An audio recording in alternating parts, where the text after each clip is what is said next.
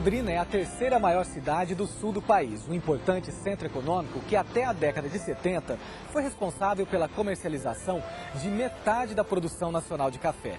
Atualmente é conhecida por sua gente acolhedora, vinda de várias regiões do país e por uma intensa vida cultural. Para quem não sabe como isso tudo começou, hoje nós vamos fazer um passeio pela história de Londrina.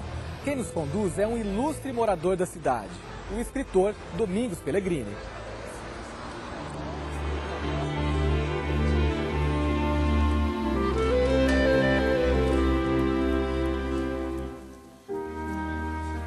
Domingos, esse é o seu refúgio em Londrina, então, né? Uma chácara bonita. A minha chácara, eu chamo de chácara chão, porque tudo que é folha, tudo que é galho, tudo que é ninho de passarinho, cascas de frutas, tudo vai para o chão e se transforma em adubo natural. Tudo que você está vendo aqui, quase tudo foi plantado por mim. Era uma chácara meio seca, não tinha quase nada de planta. Eu fui plantando. Hoje é difícil você ver um palmo de terra aqui que não esteja coberto de verde, que não esteja vivo. Você considera Londrina a sua cidade? Assim, que... Não só Londrina, eu considero que qualquer cidade onde você nasça, qualquer lugar onde você está, é divino. E a gente pode conhecer um pouquinho dessa Londrina hoje, então? A Londrina de Domingos Pellegrini? Vamos conhecer uma meia dúzia de locais de Londrina que são marcantes na história ou na personalidade de Londrina, que as pessoas têm no seu imaginário. As pessoas falam, sou londrinense, sou pé vermelho por causa disso. Vamos conhecer? Vamos lá então?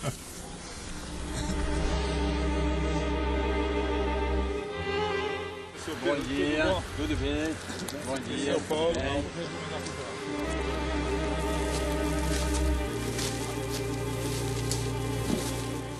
Aqui, ao pé de uma peroba, a árvore símbolo da mata intertropical, havia 3 bocas de água como esta aqui. E por isso Londrina se chamou no começo Patrimônio Três Bocas, porque o George Craig Smith, que chefiava a primeira caravana, acampou aqui, em 1929, para abrir a primeira clareira. A clareira não foi aberta aqui, fizeram apenas alguns ranchos, a cidade não cabia aqui. Isto aqui foi preservado, tornou-se o Marco Zero, um pedacinho de mata que guarda figueira branca, peroba, touceira de bambu, tantas árvores que ajudaram a fazer a cidade, a primeira cidade de madeira que foi Londrina, e que hoje continuam aqui como uma espécie de relicário daqueles tempos pioneiros. A água, a peroba, a mata, é o Marco Zero de Londrina. As raízes da figueira branca se agarram no solo de uma forma majestosa. E a figueira branca, lá no começo da colonização, era a árvore indicativa de fertilidade. E ela era vítima dessa própria característica. Comprava-se as terras onde havia mais figueira branca, porque ela indicava fertilidade. Mas como a madeira da figueira branca não serve para lenha, não serve para móveis, a figueira branca era a primeira das árvores a ser cortada e queimada. Esse refúgio de mata nativa, praticamente no coração de Londrina, recebe os cuidados do vigia Pedro. Há 36 anos, dia após dia, ele zela pelas plantas, bichos e nascentes. Se sente tão em casa que ganhou a mata como apelido. Seu Pedro da Mata se orgulha do reconhecimento conquistado com tanta dedicação. Esse foi um trabalho de 36 anos. Se o meu 33 anos voltasse no tempo, e se fosse para mim continuar, eu continuava tudo de novo e não me arrependeria de nada.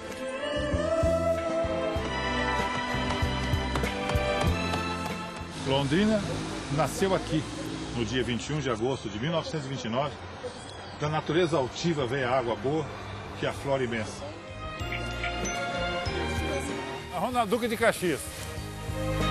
Bom, Domingos, esquina das avenidas Duque de Caxias e Celso Garcia City. Estamos aqui na primeira esquina, o primeiro trecho urbanizado de Londrina. Primeira esquina de Londrina, você falou tudo. Londrina começou lá, no Marco Zero, aquelas 3 minas de água, e subiu. Londrina foi uma cidade que foi subindo um morro. E aqui era a primeira estradinha que ligava Londrina com o mundo, só tinha essa estradinha. Hoje a Avenida Celso Garcia, onde a gente tem que gritar às vezes por causa do trânsito. Naquele tempo só havia canto de passarinho e boiada passando, unindo com Ibiporã ou Ourinhos. Quando veio a Revolução de 32 e as trincheiras da Revolução fecharam essa estradinha lá em Ourinhos, Londrina ficou até sem fogo, porque não havia fósforo. O fogo tinha que ser mantido aceso nos fogões, ficou sem alimento e os alimentos foram buscados em Tropa de Burro, em outras cidades perto. Esse aqui foi a primeira casa comercial, que hoje é um bar. Aqui, onde é o posto de gasolina, a casa comercial de um libanês, a padaria de um alemão, que conviveram e se entenderam bem, apesar de anos depois havia uma disputa sobre quem foi o primeiro a construir uma casa comercial em Londrina.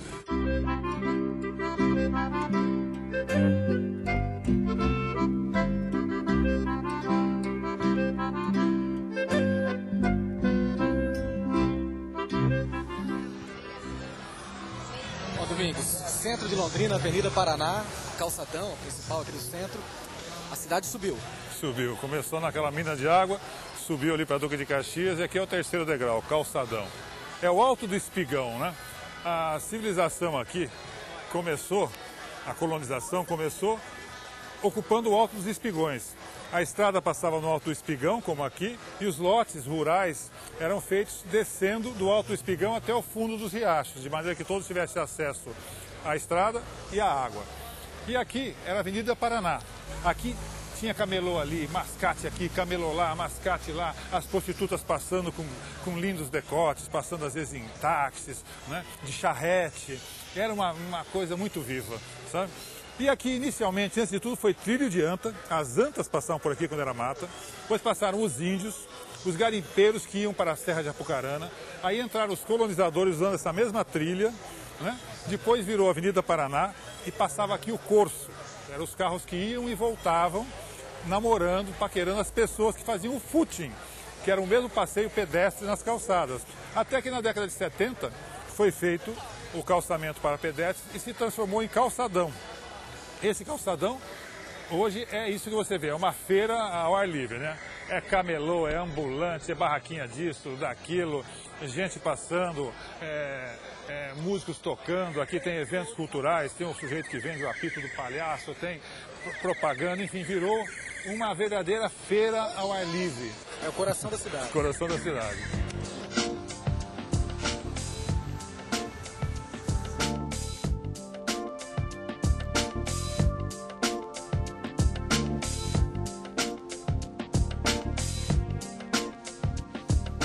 Londrina começou em 1929, mas o plano dos ingleses da Companhia de Terras era que houvesse uma ferrovia que trouxesse os pioneiros, os colonos.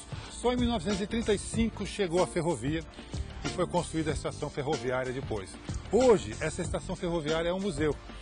E esse museu guarda principalmente os pertences, as botas, os facões, os instrumentos profissionais, as roupas, as malas, as fotos principalmente, dos primeiros pioneiros, a primeira leva, os que chegaram antes do trem, os que chegaram até 1935, chegaram, como diz o londrinense típico, chegaram amassando barro no lombo de burro, chegaram antes do trem, que também se dizia que quando chega o trem, chegam os vigaristas, e eram 5.000 pessoas, de 30 nacionalidades diferentes do mundo, sem contar as 3 nacionalidades da África, das quais descendem os nossos escravos. Quer dizer que havia 33 nacionalidades convivendo naquelas 5.000 pessoas que atravessaram as balsas do rio Tibagi e do rio Paranapanema, que por isso mesmo foram apelidadas de balsas de Babel. E o museu guarda tudo isso. É um pedaço para mim, mais querido de Londrina, e que mostra a fusão das nossas etnias e a nossa convivência democrática.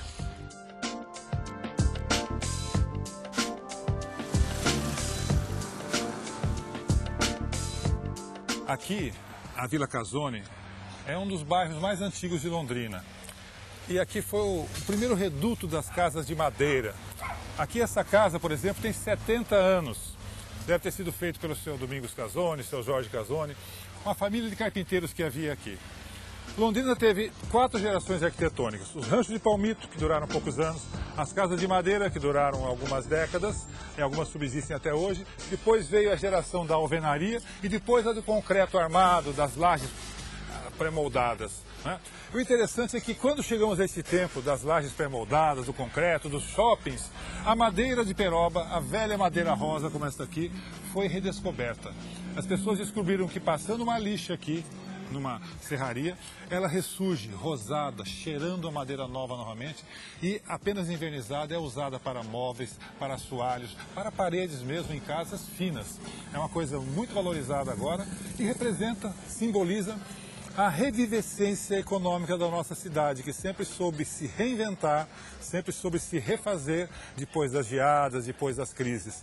E hoje que nós vivemos um tempo de reciclagem, a peroba rosa representa isso, a reinvenção de Londrina e a sua valorização do passado como forma de vida nova.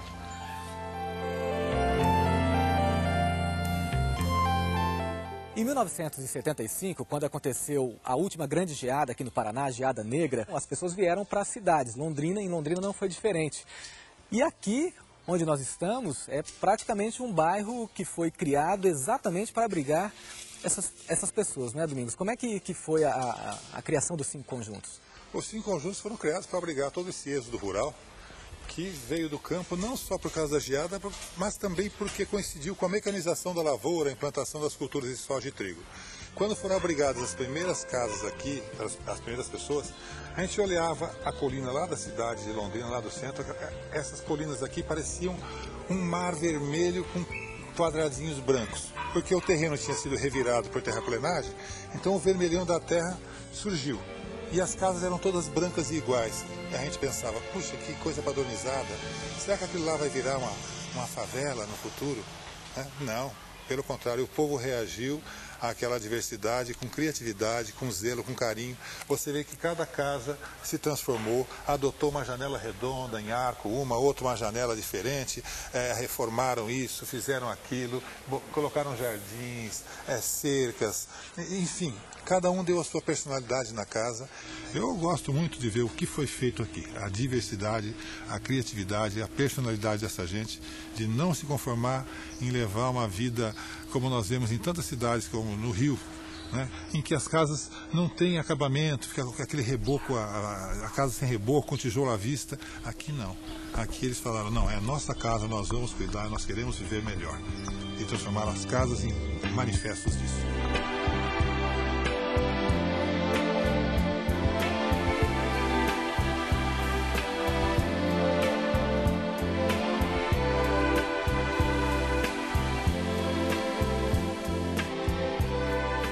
Uma das belezas de Londrina é o Lago Igapó. Eu tinha 10 anos de idade, me lembro muito bem, quando foi inaugurado este lago criado pelo prefeito Antônio Fernandes Sobrinho. E eu fiquei, junto com outros meninos, num caminhão ali no morro, ali em cima, vendo os fogos de artifício. E naquele tempo, menino de 10 anos, eu me lembrava que a grande polêmica era que não devia ter sido criado o lago. Muita gente da cidade era contra criar o Lago Igapó. Imagina, um lago lá longe da cidade.